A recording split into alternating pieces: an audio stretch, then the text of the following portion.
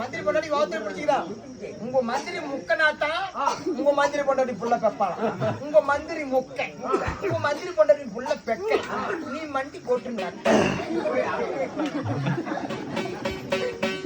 மகாராஜா என்ன உங்க மந்திரி பொண்டாட்டிக்கு சரி அவனால முக்கிறதுக்கு சத்து இல்லையா? இவன் முக்கனாட்டா அவன் பெக்குவாராம். இவன் முக்கணுமா அவன் பெக்குவாராம். அது வரைக்கும் நான் என்ன பண்றது? நீ மண்டி போட்டு